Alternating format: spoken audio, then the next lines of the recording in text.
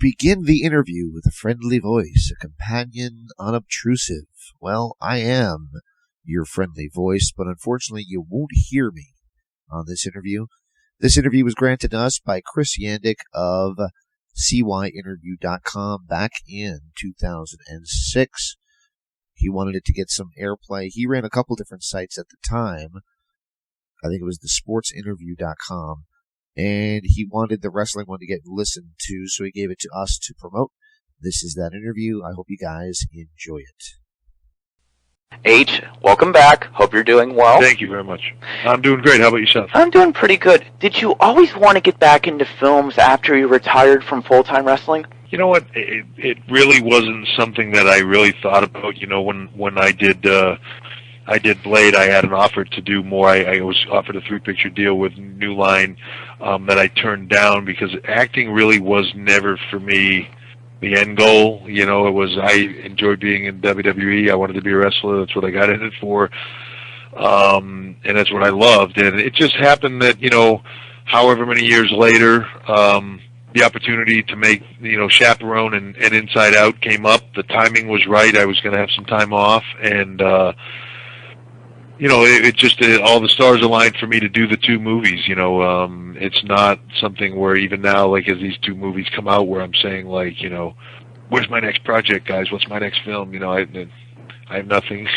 You know, if the next thing comes up, great. If it doesn't, that's great too. I mean, I'm happy where I am. Well, I felt watching Inside Out last evening that you played to your strengths and did your best not to overact. Obviously, movies are a little bit different than wrestling.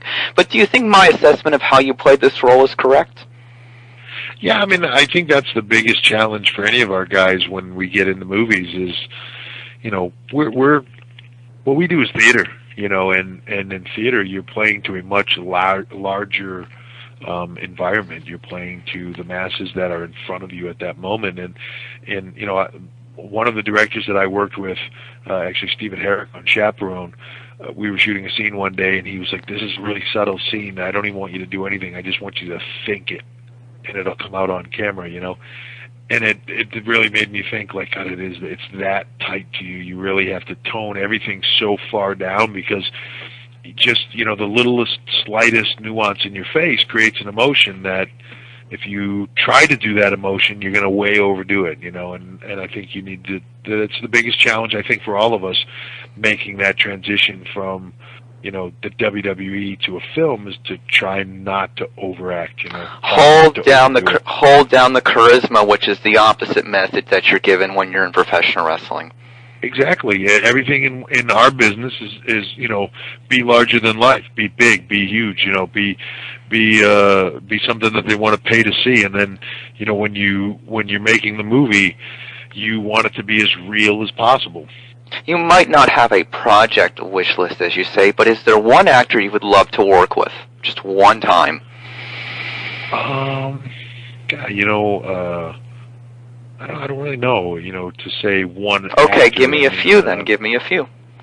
Well, I mean, you know, there's a lot of good, like, I'd love to do something with Schwarzenegger or something just because I was such a huge fan of his growing up, all his action films, you know.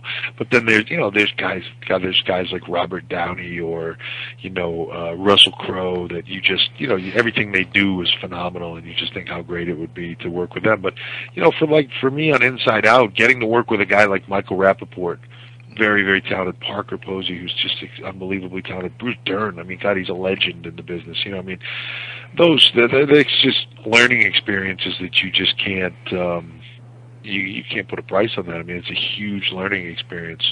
Well, you always can, as you expand upon your entertainment horizons, you very well know, maybe you go on the movie set and maybe you learn something on the movie set and maybe you'll use it later in wrestling.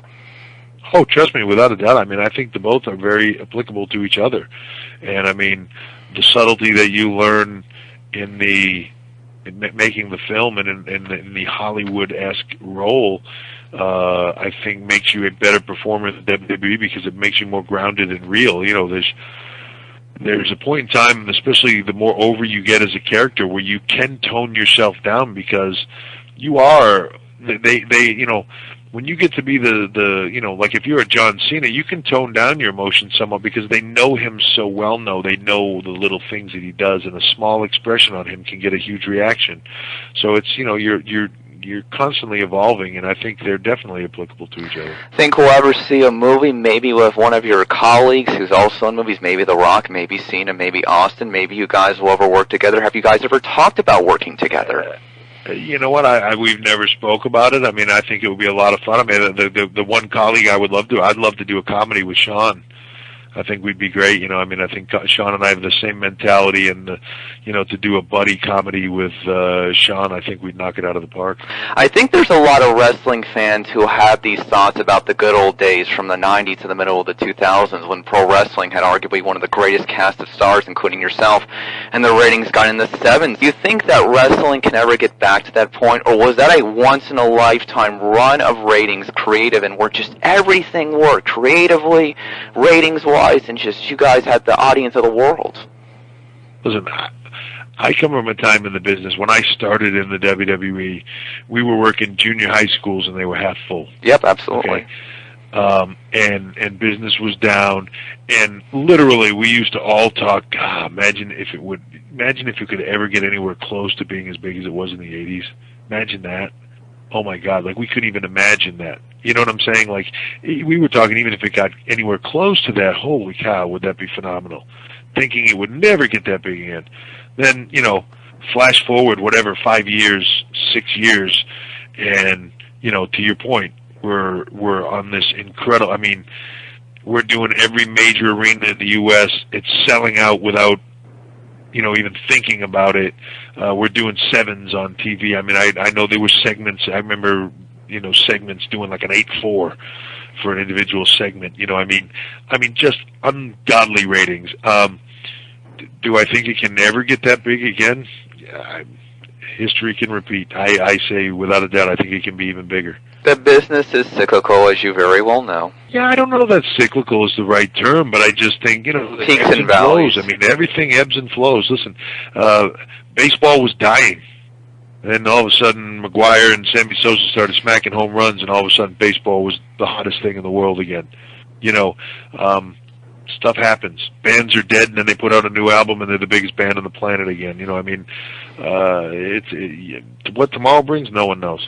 Looking now where you are today and more behind the scenes involved, do you feel this is your opportunity to show the wrestling public and the wrestling fans who have called you out, believing that maybe you got preferential treatment, and that this is your chance to show them, look, I'm pushing other guys, I'm helping other guys succeed, and this is my chance to pass on my knowledge? Do you feel like you have a chance to show that now? I don't have a desire. I mean, I don't feel the need to show that. I know what I accomplished in this business. I know why I accomplished it. I don't.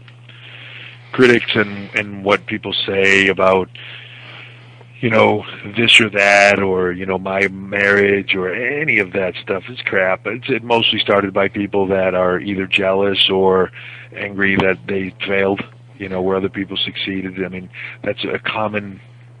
I was told it when I started in the business. There's a common saying in this business: you can make friends or you can make money. You can have buddies or you can get over. Which one do you want? Absolutely. And they don't come together. And I think I never look at it that way. I don't have anything to prove to anybody. I put my body of work up against anybody in the business. I'll put my drawing power up against anybody in the business. It's irrelevant. Given how the industry has changed and there aren't numerous territories for talents to get experience, is your ultimate goal in your new role character development to find some guys like The Rock, like Austin, like Foley, like yourself that could catch on to a mainstream audience? Sure. I mean, listen, that's we're a victim of our own success. There's no place for guys to go and figure out how to get to do this. We have to teach them kind of and get them up to speed, so to speak. Even when you get guys off the independent scene, they are very much independent wrestlers, and then the independent scene will, so these guys are the greatest guys in the world, and you bring them up and they flounder on the big stage. They can't, it's a completely different animal in a completely different world, and you have to, it's relearning and reteaching. and that's the biggest, I think, struggle we have, is getting these guys there. But listen, at the end of the day, you have to find guys with the right charisma, and they have to be the ones to put that charisma out there. Nobody told The Rock how to be The Rock. Nobody. No one told. He came in as Rocky Maivia. That's what we told him to do, and they were chanting "Die Rocky, Die!" Right when we gave him free reign, and he started to do his own thing. He started to get himself over, and then we got behind him. And that's what people don't get. That the talent get themselves over. And Rock didn't come up through territories. Rock. I mean, he grew up in the business, but Rock wasn't a territory guy. You know what I mean? It wasn't like he went 20 different places and learned for 10 years and then came in. It is what it is, and that ability to find those guys is still there. John Cena wasn't a territory guy. For that matter, I wasn't really a territory guy. I mean, there's you weren't. It's people's charisma at the end of the day, and it's finding the guy with the right charisma. And work is important, work rate is important, the guy's skill in the ring is important, but at the end of the day, it's about charisma. It's about the ability to draw fans to arenas. Yep. And the guy that draws the most fans to the arena, for whatever reason, positive or negative, is the guy that, he's the top guy. I heard you won a lot of vintage items from your mentor trainer, Killer Kowalski, from a recent auction. Is that true? And do you think there might ever be a WWE Hall of Fame exhibit in the future where fans can go see historical wrestling stuff? Yes, I did. I pretty much, I think I was gone on the road for SummerSlam, but I had somebody at the office bid online, and I got, I think, probably like 99% of everything wrestling-wise, which I'm glad I did. I just, I didn't want that to go to somebody that just hid it away somewhere. I wanted the world to be able to see how great he really was, and do I think there'll ever be a Hall of Fame? Yes, I think there'll be a physical Hall of Fame. That's something we're working on. It's definitely in the works. It's just a matter of when, where. Is it a traveling Hall of Fame? Is it a permanent place? Is it, there's a lot of questions and thought on it, and we're in the process of, collecting things to put in there. But the Kowalski stuff for me was as much as a legend in the business, was also a very personal thing for me. Working now behind the scenes, still on camera, what do you see from your father-in-law, Vince McMahon, and do you think he'll continue to be active with everything WWE till he no longer just can't? Yeah, listen, Vince will outlive all of us, and will be doing this until he dies. He will not stop. He will not quit. He's relentless, and I mean, he will be like a cockroach. The atomic bomb will go off. We will all perish, but Vince will still be here working.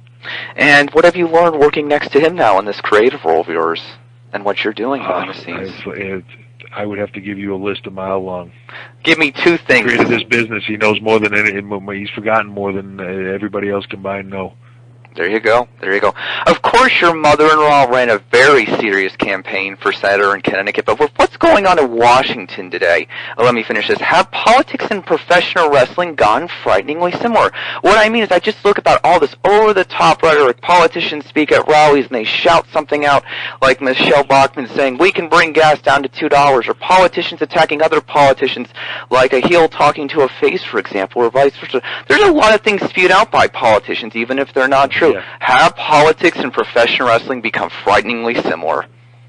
I think so. I mean, it's funny that when you can watch CNN report on some kind of political event, and it's almost we're almost tame in comparison. There you go. There you go. Triple H, thank you so much for joining me today. Finally, 3 quick ones. Favorite wrestling moment? What do you hope for the future? And what do you want people to take away from what you've done? First one, my favorite wrestling moment? Yep. Would be my return Madison Square Garden, just as it was the quad injury. It might never happen. Yeah, the quad injury. What was the second one? Hope for the future? I hope to be able to make this business, you talked earlier about can it ever be that big? I hope I make it, help to make it bigger than it's ever been before. And what do you hope people take away from what you've done? I hope they enjoyed it. I hope they were entertained. As far as my in-ring career, I hope they were entertained. And as far as what I do in the future, I hope the product that we put out entertains them. You know, that's what we do at the end of the day. We entertain people. H, hang on with me. Don't go anywhere. Hang on with me. Inside Out comes out this Friday. Thanks so much. And it was a great film, and it was great to see you, and you didn't overact it, my friend. Thank you very much, man.